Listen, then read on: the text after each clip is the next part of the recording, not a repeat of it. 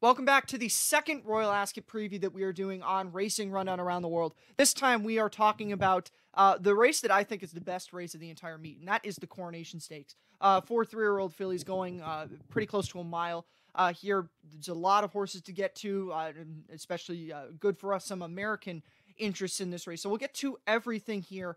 And I'm actually going to start this off by handing over to Eric. And Eric and I were talking before this race, and one of Eric's big things in playing races overseas is not picking horses that don't have a start in a year. But the favorite right now in this Coronation Stakes is Inspiral, who was who is undefeated right now and was Group 1 winner last year when she won the Bet365 Fillies Mile. So I'll pose the question to you right now, Eric. Why does the layoff not concern you for Inspiral?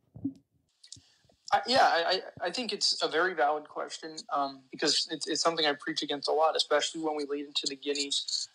Every single year, the horse that gets latched onto often hasn't made a start that year. They haven't faced tough competition, all these different things, or at least the competition, even if it is group level, it's not very serious. But Inspiral is just kind of different. The way that she has dominated her competition is unique in the sense that no one's ever really been close to her. And I think one other big thing about it is that a lot of the horses that she has beaten have come back this year and done really, really good things. You just can't help but be impressed with some of the performances those horses. I mean, all you have to do is look back at the Fillies Mile and look at Cachet and Prosperous Voyage, who were third and second respectively, then ran 1-2 in the Guineas. To me, that means that they're all in good form. And another thing about Inspiral is she is a tank of a filly. I mean, she is very well built. She is a long striding horse who, even when she was winning these big races, didn't seem overly refined. And that I just feel like she would be taking the progressions physically. Because you look at some of the best 2-year-olds in Europe over the years who went into their 3-year-old campaign and kind of fell apart of it. They physically were just imposing their will over their rivals. Inspiral's never really been that way. She's a very nice filly, but there's always been room for growth, and I think that she has grown from that point just based off of videos, pictures I've seen of her. But she's very classy.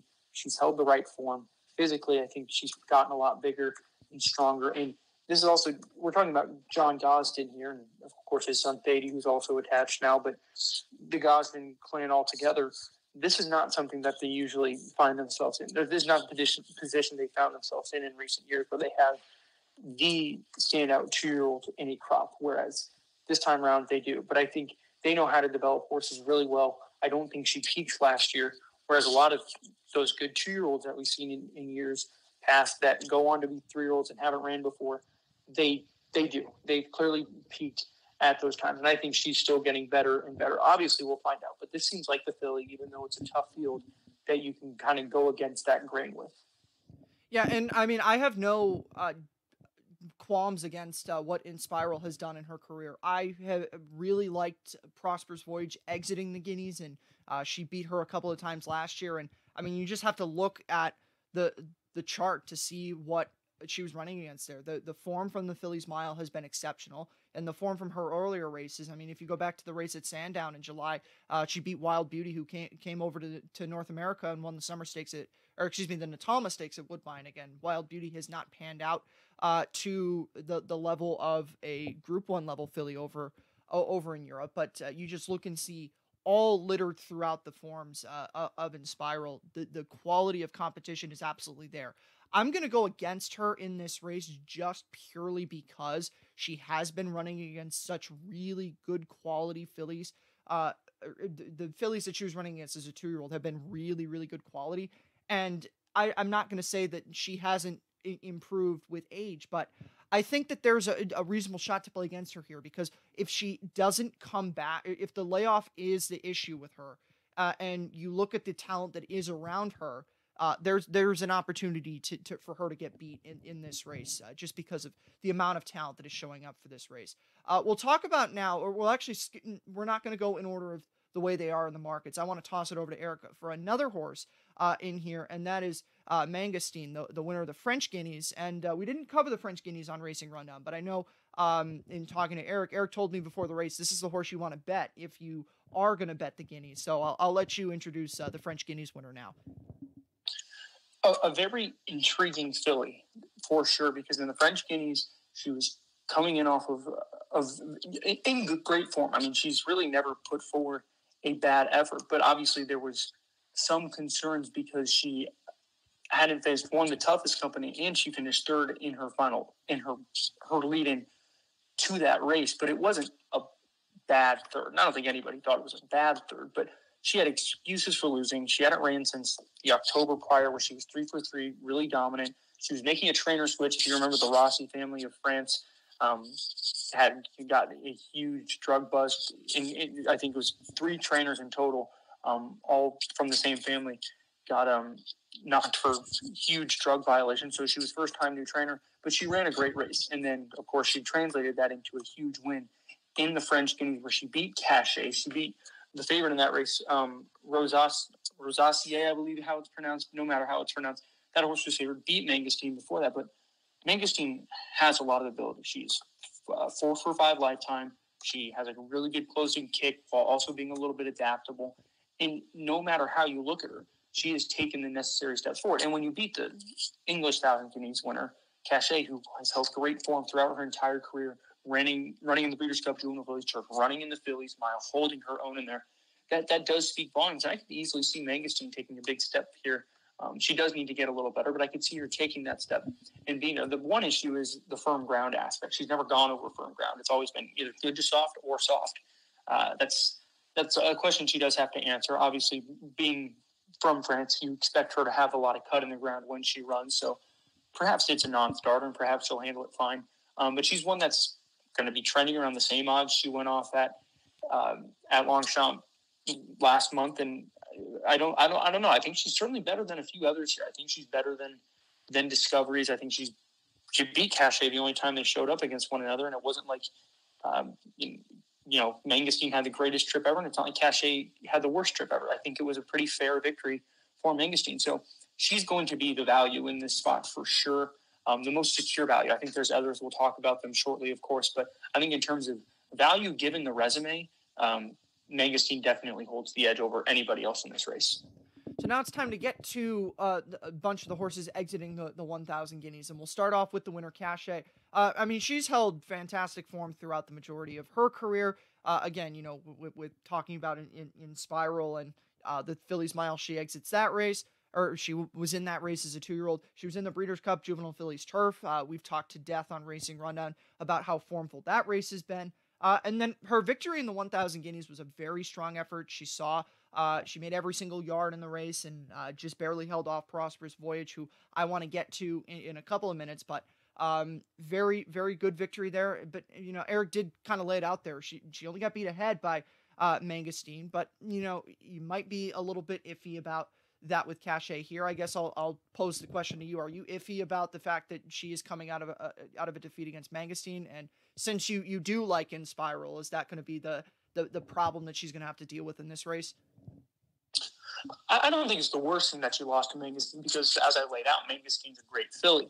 I think the thing with Cachet, she's just not always a reliable win contender. She's only ever lost to good horses, and she's only ever beaten good horses. The issue is you don't know what you're going to get on her best day. And even when she did beat Prosperous Voyage, I do think it's worth noting, she didn't blow her out of the water. She was kind of hanging on for dear life. And we know she's going to go out to the lead. So I don't think there's too much other competition that'll show up. But either way, she'll be there.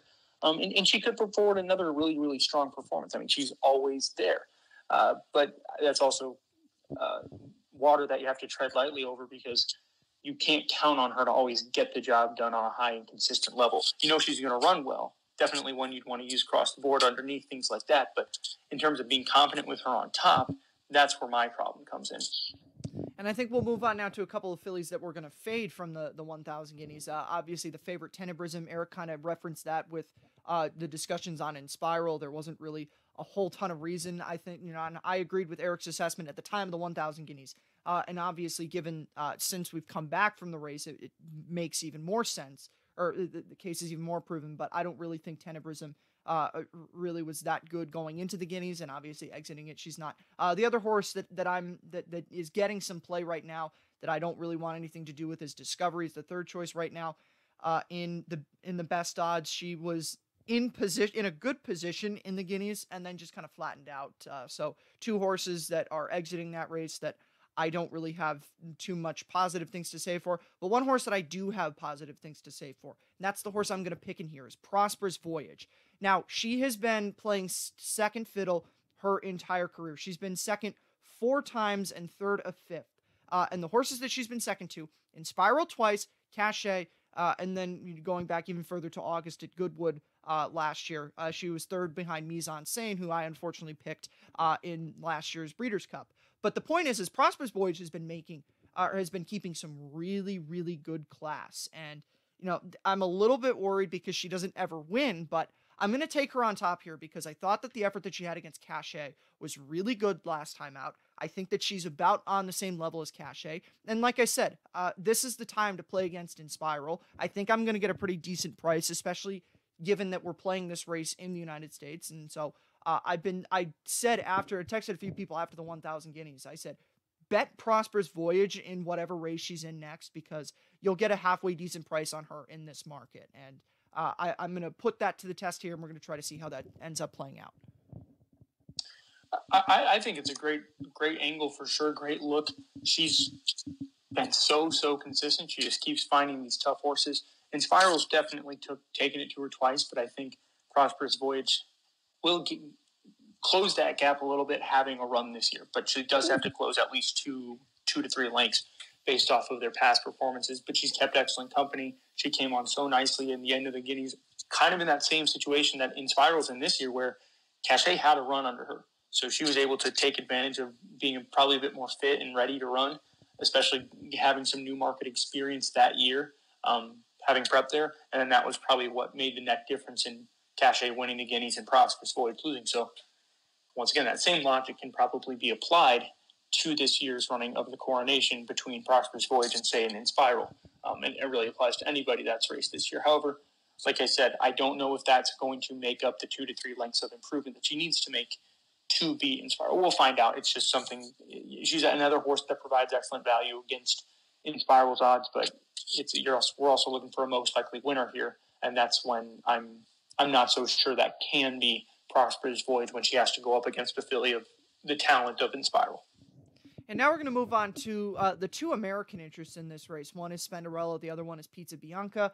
We'll start off with Spinderella unbeaten in 3 starts. She's been very good in those starts. She won, I believe it was the Honey Fox, the Here Comes the Bride, mixed up the stakes races at Gulfstream.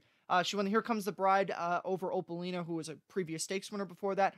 And then she went to Keeneland and she won the Appalachian Stakes, which was also over a graded stakes winner in Dolce Zell. So she's kept good form in the United States. She's a front-running filly, so you wonder how much of a competition she'll bring to Cachet in this race. But she's got a good shot to. I like both of the American fillies in this race in terms of their abilities to give a good account of themselves. And giving a good account of themselves means different things to different people, but I'll reference it a little bit more with Pizza Bianca when I get to her, but I think Spinderella's got a good shot here. I like Pizza Bianca a little bit more than I like her in this race, and I'll get into that why, but I have to give Spinderella her credit because she's got a really, really good chance in this.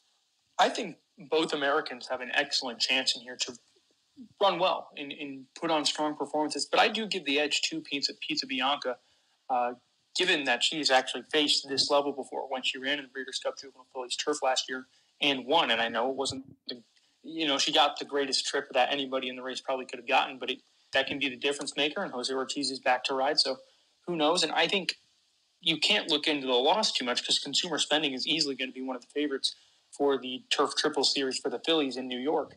And the Hilltop was a race where she just had to do the job and get ready to come to Ascot, and that's exactly what she did.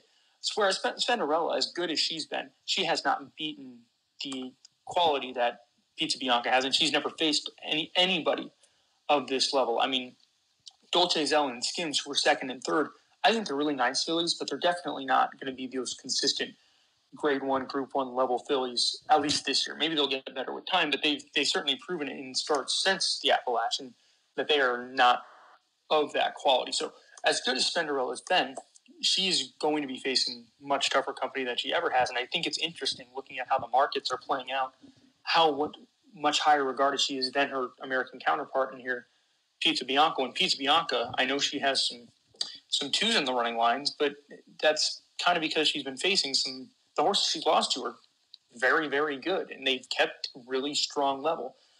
So if I was to take one of the Americans to beat Pizza Bianca, I very nearly picked her on top, actually. I think she's gearing up to run a really big race here. No disrespect to Spinderella. I think she can also run a really big race, but I'd be more confident in Pizza Bianca at this point. Yeah, and I want to second what Eric was saying. And there was a lot of talk after the Hilltop when Pizza Bianca ran there, and people were saying, how can running down whoever the front runner was in that race, the front runner who is escaping me right now, I don't have the chart in front of me, but the front runner race, and folks were saying, how does running down that horse in the Hilltop turn into being able to run well at Royal Ascot? And that would be a fine point if the Breeders' Cup Juvenile Fillies turf didn't exist. What have we been talking about already? That Breeders' Cup Juvenile Fillies turf. Again, Inspiral wasn't there, and Eric laid it out. He picked Inspiral there. But let's talk about who she finished in front of for just a second. Consumer Spending already, who's a great 3-year-old filly over here. The 1,000 Guineas winner, Cachet. Hello You, who was a good 2-year-old. Haughty, who is very good, another one of those turf triple fillies. Cairo Memories, who has come back to win a couple stakes races in California. So she has beaten the top level. She beat the top level of competition there. And I think it's ridiculous that people in this country are just automatically thinking, okay, American at Royal Ascot, no chance. And American coming out of a black type race at Pimlico, who has lost races, even more no chance. Now, I say that as our best American chance got rolled on opening day in the King Stand Stakes. But again, Pizza Bianca has shown before that she's had the chance, that she's given the signs that she's been able to handle the level of class. She beat the 1,000 Guineas winner on the spot, and that certainly counts for something. So again, I talked about this on Racing Rundown in the recap of that week. I thought it was completely ridiculous that Pizza Bianca was being discounted as much as she is. So she'll give a good account of herself here. Now, I said that means different things to different people. So I could get her, she could run 6th, and that would be good for me. But then you Americans out there, anybody else who discounts her running here could say, oh, well, that's why you don't ship her over here. But I think that she's got a really good shot to win this race. I think she belongs here. I think anybody who says otherwise is ridiculous and wrong. But that's just my viewpoint on the race. I'll toss it over to you, Eric, if you have anybody else in here that you'd like to just mention outside of the ones we talked about, and then I'll wrap this up. Yeah, I think we kind of touched on everybody here with the chance. I think that Sandrine's another one who isn't too bad. I thought she finished up really well in the Guineas, and she kind of proved to be maybe a couple low towards the end of 2021, but she was a group stakes runner last year. She won the Albany, the 6 furlong fillies race at Ascot. So she's been really, really strong. I think this might be just a touch too tough, but I'm throwing it out there because I could see, to really validate anybody that maybe was considering her. I don't think she's the worst look in the world. She ran pretty well at Newmarket, but my closing thoughts, Inspiral, I just think she's a touch above, but wouldn't be surprised if over half this field got the job done. It is the best race of the entire week at Ascot, and this is such a classy group of 3-year-old fillies. So excited for this race. I just think we're either looking at an Inspiral masterclass where she dominates this field, or really exciting finish that features 3 or 4 of these class fillies, and that could include Inspiral. I just think that she has the edge on talent, and I have a strong feeling John and Thady Godson have this filly ready to roll first time off a long layoff. Yeah, and since I usually like to throw trifectas out there, I'm going to try to throw something out here. It's probably not going to end up being very right, but we're going to do the best we can. So I'm going to put Prosperous Voyage on top of Inspiral with Pizza Bianca to finish 3rd here. So we'll see how much of that shows up, if any of that shows up in there. But I think that I agree with Eric. I think we're in for a really, really good running of this race. And I can't wait for it. It's Friday. I hope Friday gets here because I can't wait to watch this race. And with that being said, be sure to check out our preview of the Ascot Gold Cup. That's going to be, I think it's going to be it for Racing Rundown around the world this week. We may do something for the Platinum Jubilee, but can't guarantee that right now. But these are the 2 things that for sure I know that we are going to do for this week. So we'll see you next time for Racing Rundown around the world, and be sure to tune into the next 2 episodes of Racing Rundown, where we will have day 3, day 4, so Thursday, Friday, and then the final episode of Racing Rundown this week, which will be Saturday, Royal Ascot. We'll see you for all those. Have a good one.